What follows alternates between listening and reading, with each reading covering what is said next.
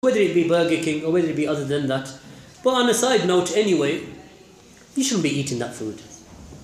From the health perspective, barakallahu feekum, this food is packed with all types of hormones, antibiotics, drugs, steroids.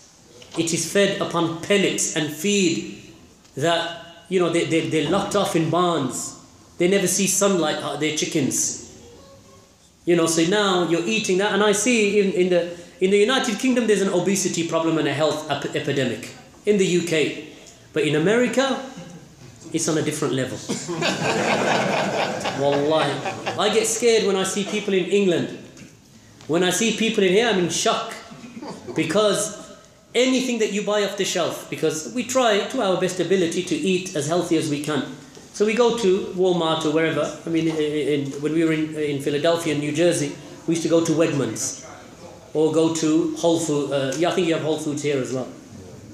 And you go there, and generally speaking, they do put an effort in to putting in good food into their stores. But when you go and you buy this juice, and they say it is pure juice, and you look at the first ingredient, water, second ingredient, sugar.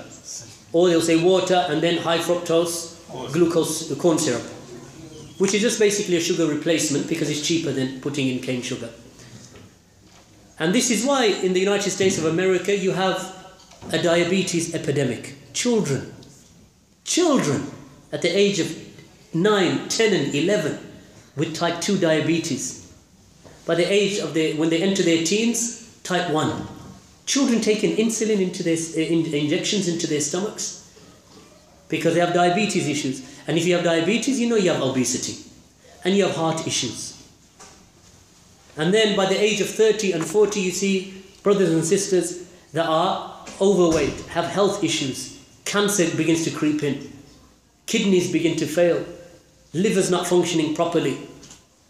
Why? Because we're not watching our diet. As the Prophet ﷺ, he said, "Ni'matani maghbunun fihima kathiran min al-nas." That there are two blessings that many of the people that they lose. As-sihha wal-faragh. Good health and faragh, and free time.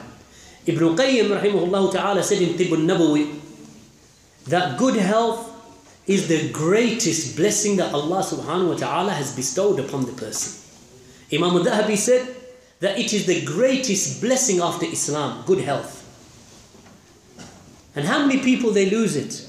Because we're not paying attention to what we're eating and the quantity of what we're eating and the ingredients of what we're eating. And this is why you're finding that we are living in an era now where the youth are developing cancers that your forefathers never had. All types of cancers. And then they give you the solution. So the multinationals, the big multinationals that produce all of this type of processed food, that it takes you about 2 minutes just to read the ingredients on the back of it. And you know that your mother or your grandparents never made that type of food. It was simple food. 3, 4 ingredients, khalas, that's the food. And if there was anything else, it was just seasoning, salt, pepper, bas. Now you read those ingredients, literally it will take you half a minute or a minute and a half just to finish reading the ingredients. Alright, because it's processed food, made by the multinationals. Then you get cancer, then another group of multinationals make the drugs to temper that problem. Because they're symptomatic drugs, they just control the symptoms. They don't actually give you the cure. They don't give you the cure. They just say, what, you got high sugar? No problem, let me just give you something to balance out that sugar. So you inject yourself, balance out the sugar, and you're still on the Coca-Cola and the Pepsi and, whatever else that you drink, and these, iced teas and these sweet teas, and, and then they convince you it's healthy because they've put some vitamin D into it or something. But it's bad.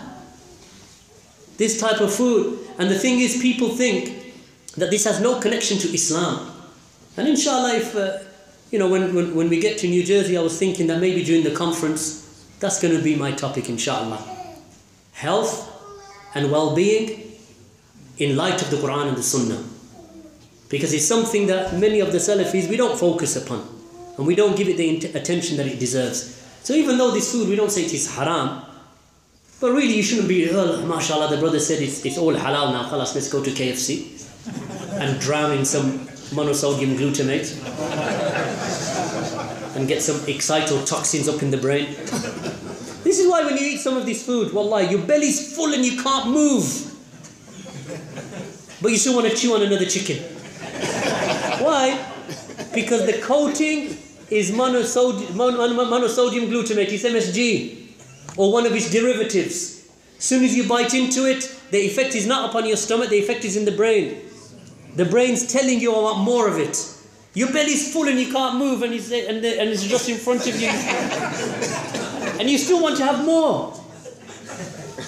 Because these people didn't make millions and billions of dollars.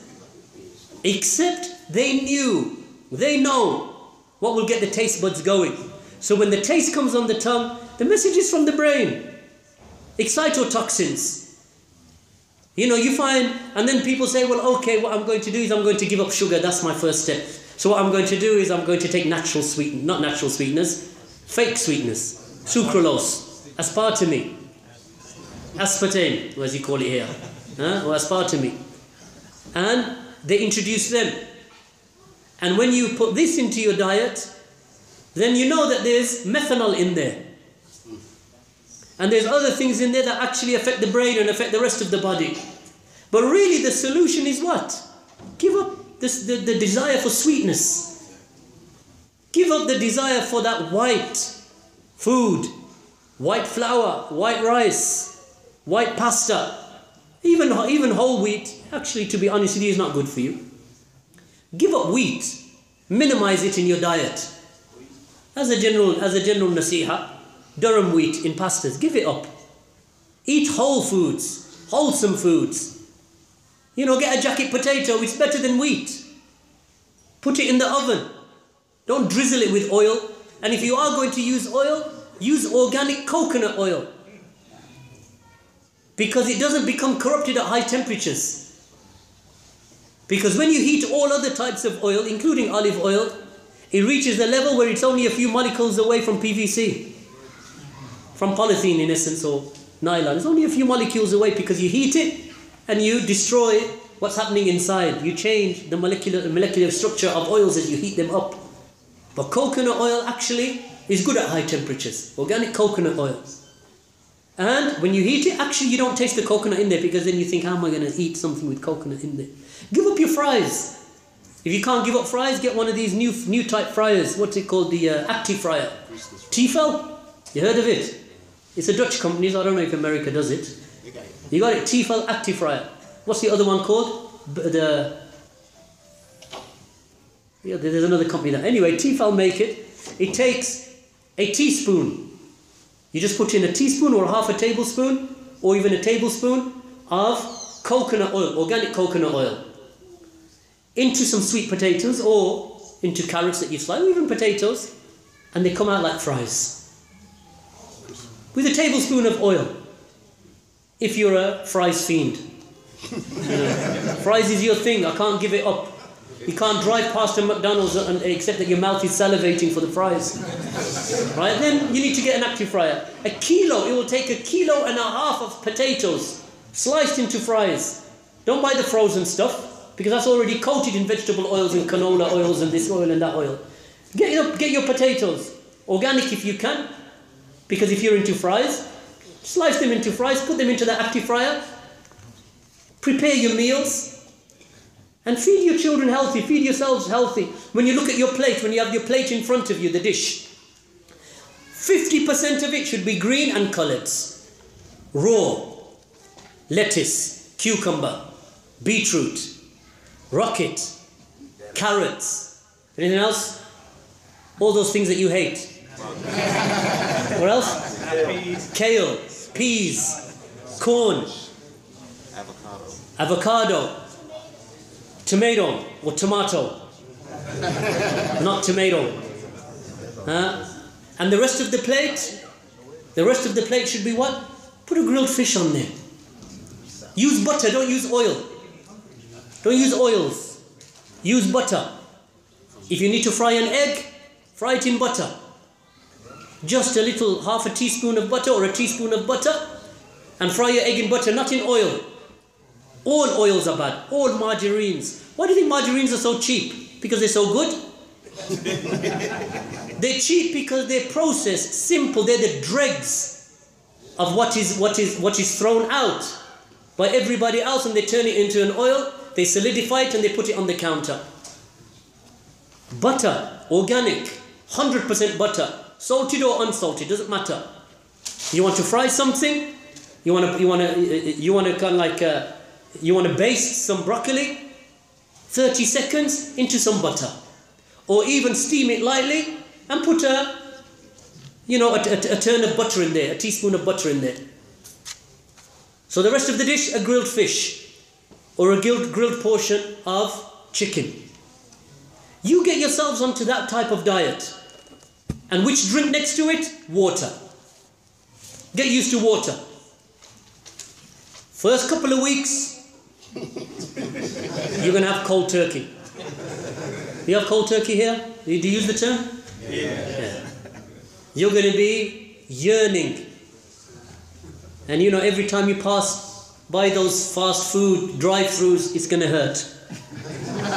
It's going to hurt for the first couple of, but wallahi, you get over that initial stage, and after a year, when you taste that food, wallahi, you're not going to enjoy it. Every so often I cheat. You know, I'm not going to lie to you. Every so often. But after I've cheated, wallahi, myself and the wife, we say to ourselves, why did we do that? Because it didn't even taste nice. It didn't taste nice. You feel the oil still lingering to your insides, to your throat. Why? Because you're no longer used to that type of food. Cook in the house. Get your wives into the habit of cooking in the house.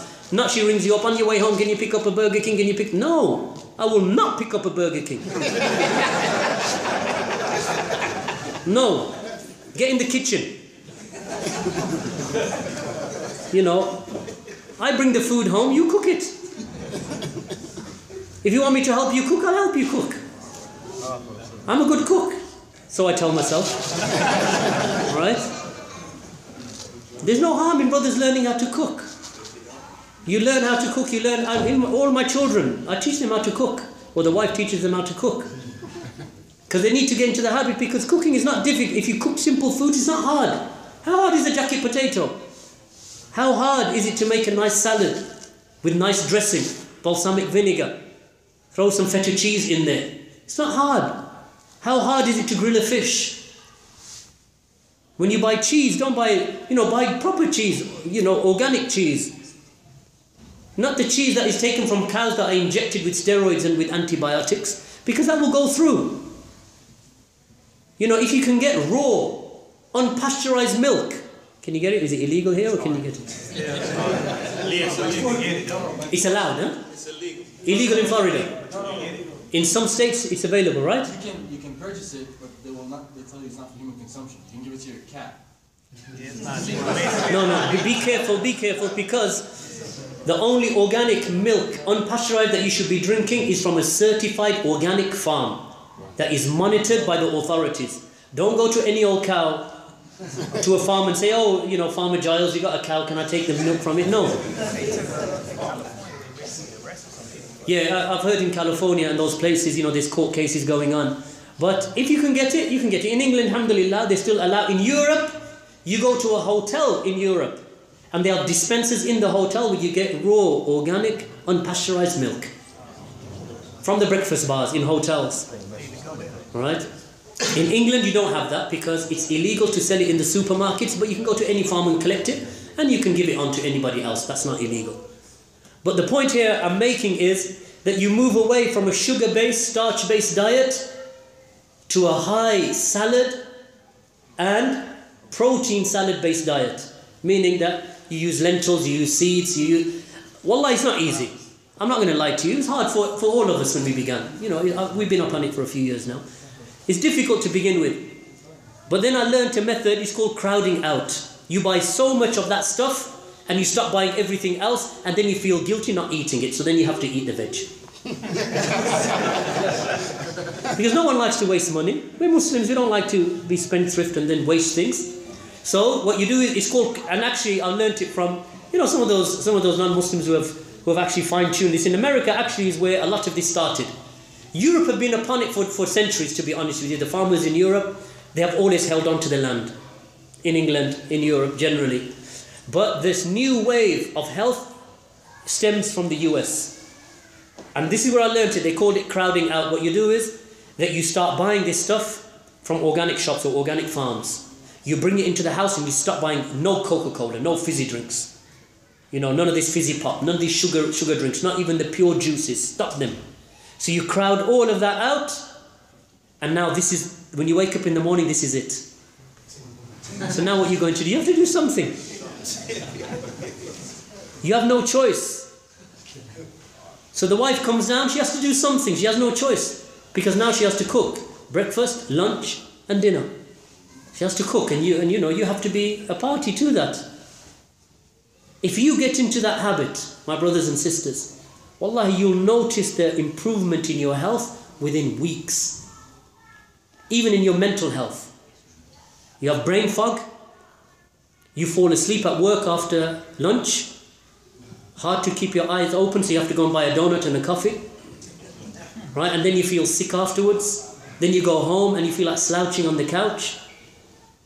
This is the reason why. So alongside our ibadah, and it will make your ibadah sharper. You'll have nashat in your ibadah, and you're learning and you're studying also. So there's much that can be said about the topic, but inshallah I think we should conclude now.